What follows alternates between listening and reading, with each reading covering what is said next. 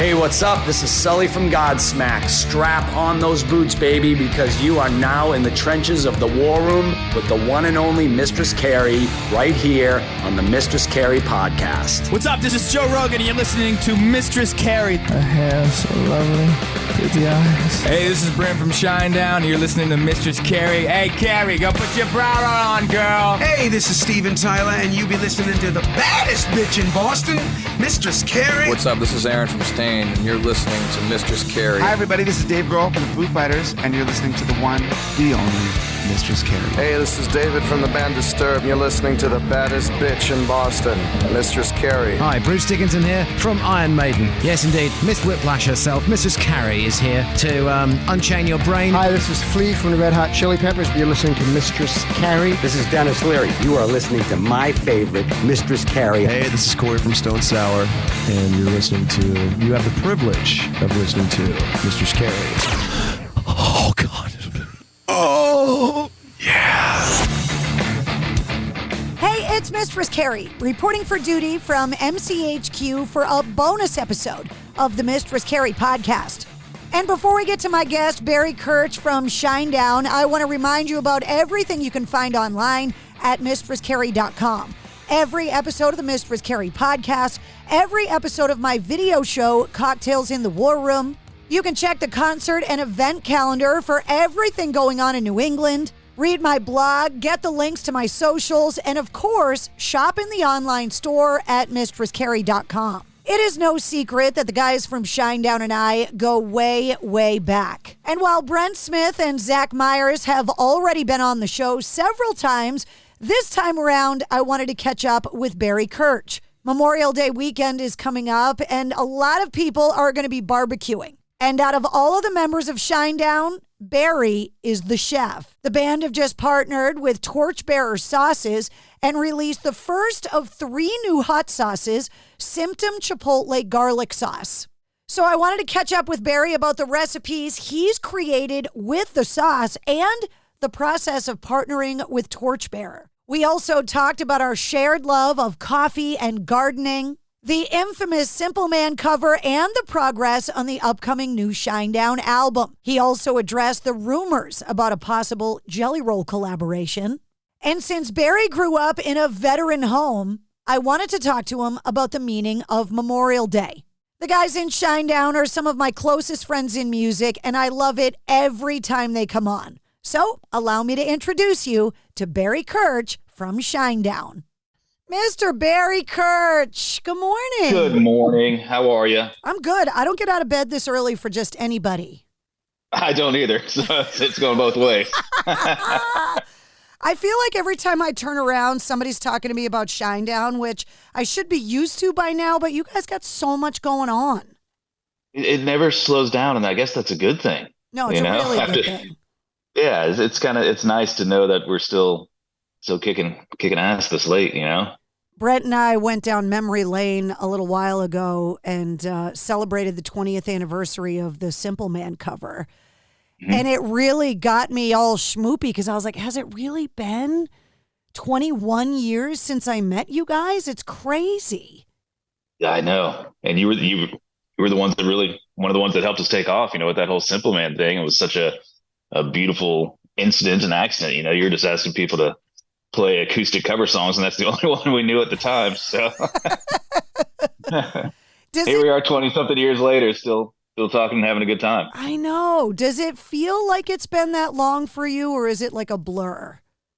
No, it's a blur. I still feel like my 25-year-old self. You know, to me, it's like time hasn't passed. It's crazy. Aside from all these grays that Brent's given me over the years. Yeah, well, look, I could dye them purple if you want. I might let you. You guys are working on a new album. There have been a lot of hints about it. Shinedown 8, the working title, a possible collaboration with Jelly Roll. You know this microphone's not on. You know I'm not recording you right now. So you might as well just tell me everything.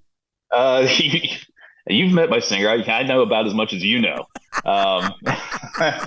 No, actually, last week I was in Charleston with Eric at the studio his studio where we recorded the last record, and then recorded, I think, 6 songs of drums for the new stuff. So we're actually further along than I thought we'd be this early in the year.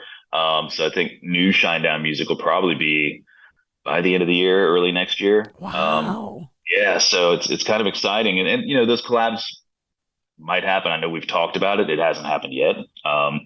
But I'm definitely not saying that's not gonna happen. That would be a blast. You know, when we took Jelly Roll out with us right before he blew up and became this huge, even bigger than he was then, we just became fast friends. We had a lot in common, and he's just a joy to be around. So it'd be fun to write some music with him. You've always been somebody that was involved with all kinds of different stuff simultaneously. You seem like the kind of person that everybody knows that it's impossible to get them to sit still. Is that fair? Yeah, that's fair. Yeah, I can't sit still, and I've got to be doing something. It's in my DNA, I suppose. And so I know you and I share a love of coffee, by the way. It's right here. That looks good on you. I would show you my coffee, but I'm actually drinking water right now because I'm in a hotel and their coffee is horrible. Yeah. See, you're a coffee guy. You're kind of I'm not just a coffee guy. I get you're a foodie. You're a person that has traveled and loves amazing coffee and food and dinners. And you've always been like that. Yeah, it's my second passion. I love playing drums. That's my first. And the other one's being in the kitchen and making food. And when I can't do that, I want to try other people's food. So I'm always, when I'm on the road, it's okay. It's a day off. I get in the hotel room, I take a shower, and then I'm out and I'm trying food, or I'm going to, you know, a local bar, a little local watering hole just to get a vibe of the town. I can't sit in these 4 walls very long. I get stir crazy. When you're home and off, which I know is not very often, are you also a gardener? Do we have that in common? Yes, yeah, absolutely. That's what I thought. Yeah, I've been gone pretty much the past 2 weeks. So every day when I talk to my wife, I'm like, "Hey, have you watered my plants? What's going on?" You know, she's sending me pictures of the cucumbers that she's already harvested and stuff. So yeah, I'm definitely a gardener. Because I think it's one of those things that if you're a gardener, you're also a foodie because you want to experiment with growing different stuff, and then obviously you're experimenting with how to cook it and prepare it. Absolutely, and you don't want any of that to go waste because you know how much effort it takes to grow a plant and get it to come to fruition without the pests and everything else. So you know, you have to have patience, and it's a pain sometimes to grow, especially Florida. It gets so hot so quickly that, you know, you got to plant earlier in the year and then in the harvest earlier, and then they just get scorched by the time summer comes along. That's where you and I and our gardening is different, because Memorial Day weekend is kind of the unofficial start of like the growing season. That in New England, it's dangerous to plant your cucumbers or whatever before Memorial Day weekend because you could always get a late season frost. So like, right. This is the weekend that obviously everyone has the long holiday weekend. But it's also the weekend that a lot of stuff is going in the ground. Yeah. And see, I put mine in the ground early March probably, and we could get another small freeze. Even up in North Florida, it gets a little cold in the winters, but enough to where you can plant. I'm already harvesting tomatoes and cucumbers and okra already, because come late July, August, it's gonna be way too hot, and it's just gonna kill most of them aside from my pepper plants. Mine isn't even in the ground yet, so that just shows you. Well, it's a difference. One of the other things that happens this weekend, obviously commemorating the sacrifice of our fallen, which is the whole reason we get the long weekend off. And a lot of people take Memorial Day weekend as a time to get together with family and share a meal. Sure. A barbecue, hanging out in the backyard, watching the kids running around, kind of enjoying that life that was sacrificed for. And so Shinedown has now come out with this hot sauce to help us barbecue this holiday weekend. And yes. Is it true that these are actually your recipes that got sent to me? Those are recipes that I wrote that I make in my kitchen. Those are recipes from the Kerch kitchen. So in this list of recipes, I have the Shinedown chicken and andouille gumbo, the Symptom chicken tortilla soup, which I think out of all of them is going to be my favorite, the Shinedown chipotle garlic smoked wings that sound delicious. Depending on how hard you hit it over the holiday weekend, Shinedown Spicy Bloody Mary. Mm-hmm. And then the charbroiled oysters a la New Orleans. Yes.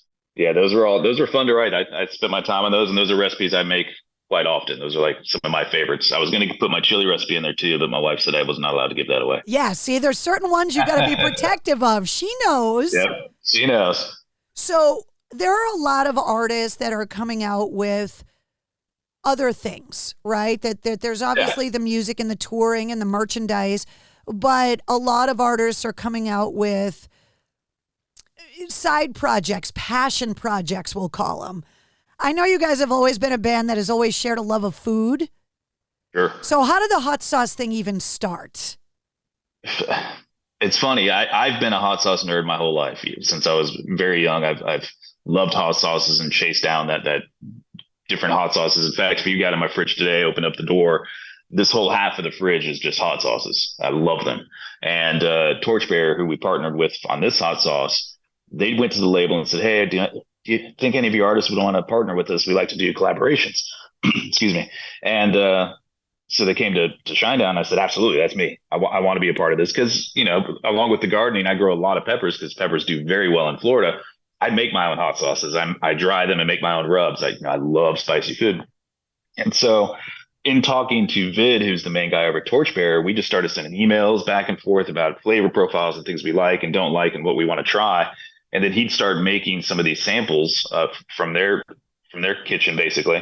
And he would send them to me, and then we'd taste them and go over them. And we spent probably 5-6 months making 3 hot sauces that, this Symptom Chipotle Garlic is the first of 3.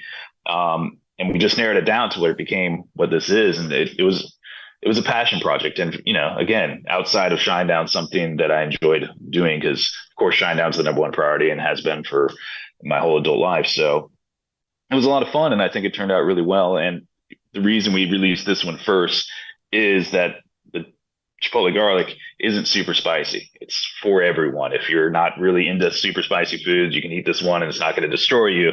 And that's what I wanted. I wanted the masses to be able to enjoy it because, my heat tolerance is ridiculous. And probably, not the smartest thing, but, I shouldn't eat some of these things, but, I wanted something that people that don't really eat spicy can have. Even my 13-year-old daughter, who doesn't like spicy food really at all, she can eat the sauce and enjoys it, and she does. Yeah, see, I'm a total Scoville wimp. I love the flavor of the sauces, but the heat afterwards is like punishment for me. And it's so funny how some people have tolerance for it and others don't. Yeah, and then when you don't, you just can't handle it. My father's that way. He just cannot handle hot sauces. The Tabasco is like maybe a drop. It's just hot for him. But the flavor of it, when you say you have a tolerance for it and you love spicy food, I know that the unit of measure is Scoville units. Sure. How hot are you getting, Barry? Like, what can you eat and not die? I've gotten up there. I've had sauces with the scorpion peppers and the Bujalika and all that type of stuff.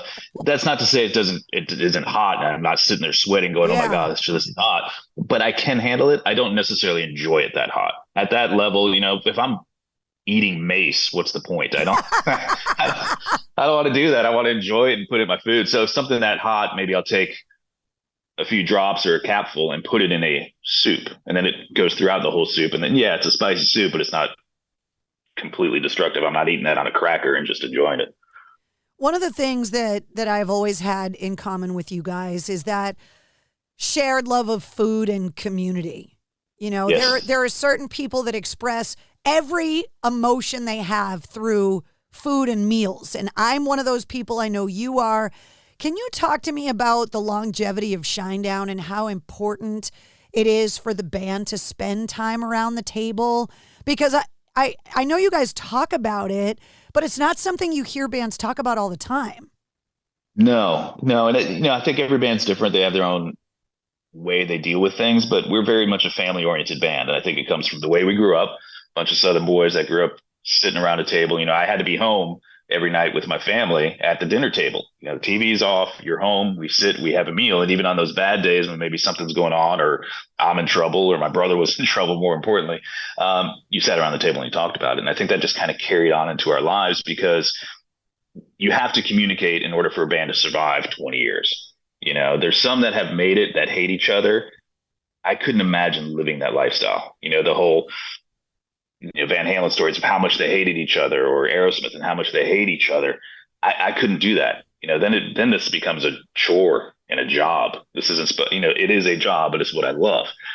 So, when we have the opportunity, we still get together on the bus, catering, sometimes on a day off. It depends. Brent's a little bit, as you know, doesn't go out that much anymore because he's always resting his voice. But when we get those opportunities, that's when we can talk about things, and it really brings back against that sense of community or family. And it's important. It really is. And I'm the kind of guy that also I'll take my crew out, because I want to know how my crew's doing. They work their butts off. I mean, they work really hard. They're up 7 a.m. and then they're in bed at 2 in the morning. So you want to see how they're doing, kind of test the waters, and it helps you get ahead of problems, because there's always going to be problems with that many people on the road. There's always going to be somebody who's having a bad day that took it out on this person over here, and you want to nip those in the butt before it explodes, and then it's a really bad day for everybody. So community is important.